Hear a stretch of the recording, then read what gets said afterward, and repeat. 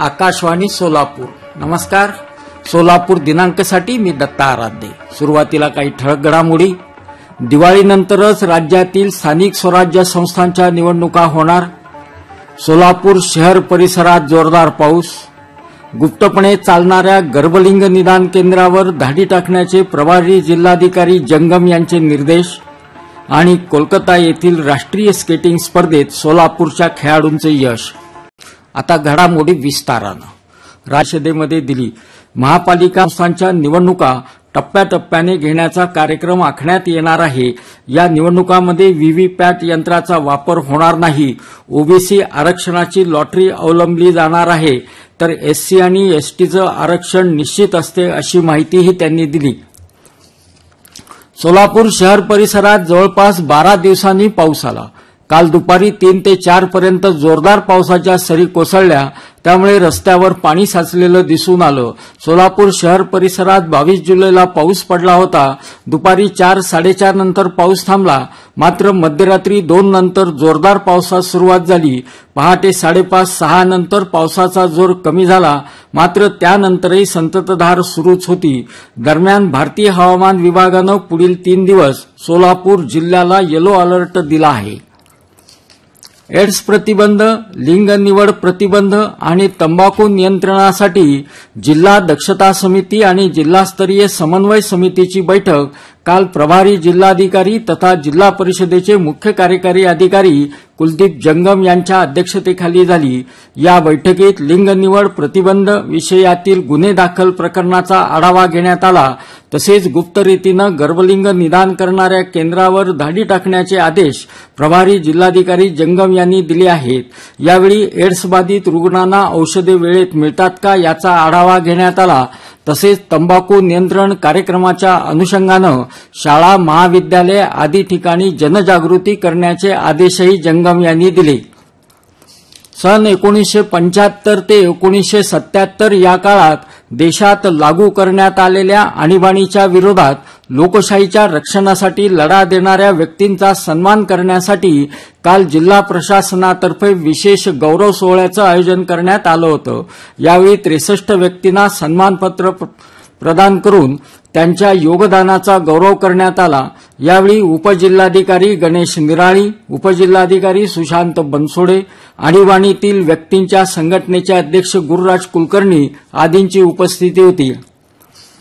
श्रावण महिन्यातील पुत्रदा एकादशी निमित्त पंढरपूरच्या विठ्ठल रुक्मिणी मंदिराला आकर्षक फुलांची सजावट करण्यात आली होती.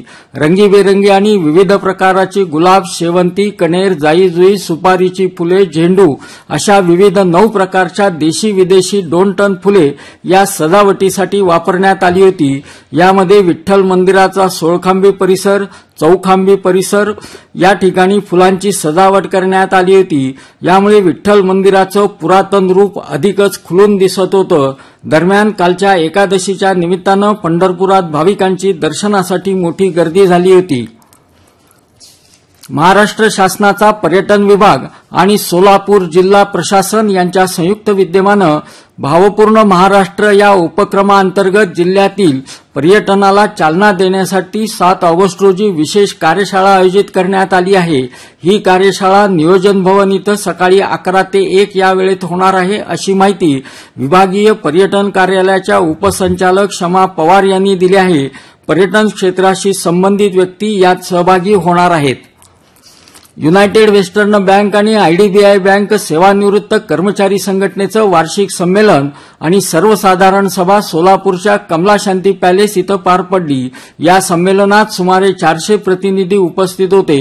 संघटनेचे अध्यक्ष अनंत कुलकर्णी यांनी या संमेलनास निवृत्त कर्मचाऱ्यांचे प्रलंबित प्रश्न सोडविण्याची मागणी केली. पंचांगकर्ते मोहन दाते यांच्या हस्ते संमेलनाचं उद्घाटन झालं. आंतरराष्ट्रीय प्रार्थना योग मंडळातर्फे महातपस्वी श्री कुमारस्वामीजी यांच्या 116व्या जयंती महोत्सवानिमित्त 7 ते 15 ऑगस्ट या कालावधीत ग्रंथ प्रकाशन, व्याख्यानमाला, जयंती महोत्सव आणि वार्षिक स्नेह मेळावा असे विविध कार्यक्रम होणार आहेत. 3 दिवस व्याख्याने, 10 ऑगस्टला रक्तदान शिबिर, 13 ऑगस्टला संगीत रजनी, 15 ऑगस्टला जयंती महोत्सवाचा कार्यक्रम होईल. हे सर्व कार्यक्रम विजापूर रोडवरील योग विहारात होईल, अशी माहिती मंडळाचे अध्यक्ष राजेंद्र मायनाळ यांनी काल पत्रकार परिषदेमध्ये दिली. उर्वरित घडामोडी अल्पशा विश्रांतीनंतर.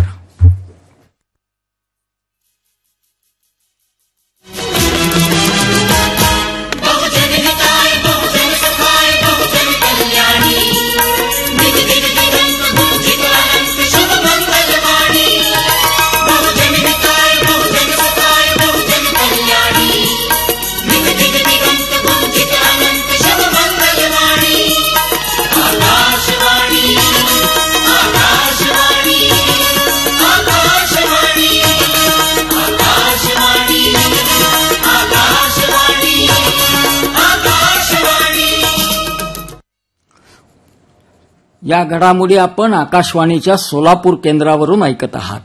नक्षा कार्यक्रमांतर्गत पंढरपूर नगर परिषदेच्या हद्दीतील स्थावर मालमत्तांचे अत्याधुनिक तंत्रज्ञानाद्वारे नगर भूमापनाचे काम करण्यात येणार आहे.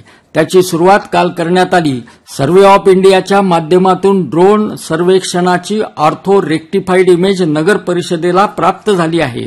त्यानुसार पंढरपूर, इसबावी, भटुंबरे, शेगाव, दुमाला येथील मालमत्तांचं भूमापन होणार आहे, अशी माहिती भूमी अभिलेख उपअधीक्षक पूजा अवताडे यांनी दिली आहे.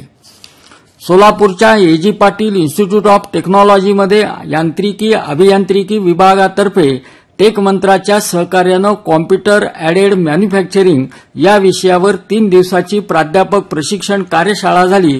राज्यभरातील अभियांत्रिकी शिक्षकांचा चांगला प्रतिसाद मिळाला.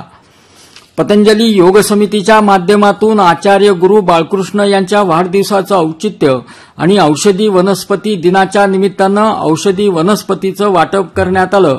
शुभराय महाराज मठात हा कार्यक्रम झाला. यावेळी पतंजली योग समितीच्या महाराष्ट्राच्या प्रभारी सुधा अळ्ळीमोरे, संगीता जाधव आदी उपस्थित होते. पर्यावरण दूत डॉक्टर मनोज देवकर यांनी 101 औषधी वनस्पती उपलब्ध करून दिल्या. बंगळुरू इथं दक्षिण विभागातर्फे पार पडलेल्या 14 वर्षाखालील मुलांच्या सीबीएसई शालेय लॉन टेनिस स्पर्धेत सोलापूरच्या केशव भैया आणि तनुज संचेती यांनी कांस्य पदक मिळविलं. हे दोघेही केएलई स्कूलमध्ये शिकत आहेत. Roller skating federation of India यांच्यातर्फे कोलकाता इथं आयोजित केलेल्या 9व्या रँकिंग राष्ट्रीय स्केटिंग स्पर्धेत Sai fitness and roller skating क्लबच्या खेळाडूंनी यश संपादन केलं. या स्पर्धेत शिवण्या हत्ते, प्रज्ञेश यादवाड, राजनंदनी सदरखेड या खेळाडूंनी वेगवेगळ्या गटातून पदके कमावली. शेवटच्या काही क्षणात काही संक्षिप्त घडामोडी. सोलापूरच्या शिवराय महाराज मठात आज सायंकाळी 5:30 वाजता राहुल उपाध्ये यांचं रामायणातील राम आणि कलयुग या विषयावर व्याख्यान होणार आहे. शासकीय औद्योगिक प्रशिक्षण संस्थेत सोलर टेक्निशियन या अभ्यासक्रमास मान्यता मिळाली आहे. काशीपीठाच्या विविध परीक्षांमधील उत्तीर्ण मानकऱ्यांचा काशीपीठाचे जगद्गुरू डॉक्टर मल्लिकार्जुन शिवाचार्य महास्वामी यांच्या हस्ते सन्मान करण्यात आला. मध्य रेल्वेच्या 13 संरक्षण कर्मचाऱ्यांना मुंबई इथं सुरक्षा पुरस्कार देऊन सन्मानित करण्यात आलं. यामध्ये सोलापूरच्या 3 समावेश आहे. आता तापमान. सोलापूर शहराचं मंगळवारचं तापमान अंश सेल्सिअसमध्ये असं होतं. कमाल तापमान 32.8, किमान तापमान 25.4. शेवटी पुन्हा एकदा ठळक घडामोडी. दिवाळीनंतरच राज्यातील स्थानिक स्वराज्य संस्थांच्या निवडणुका होणार. सोलापूर शहर परिसरात जोरदार पाऊस. गुप्तपणे चालणाऱ्या गर्भलिंग निदान केंद्रावर धाडी टाकण्याचे प्रभारी जिल्हाधिकारी जंगम यांचे निर्देश. आणि कोलकाता येथील राष्ट्रीय स्केटिंग स्पर्धेत सोलापूरच्या खेळाडूंचं यश. आणि याबरोबरच सोलापूर दिनांकमधील घडामोडींचा आढावा संपला. नमस्कार.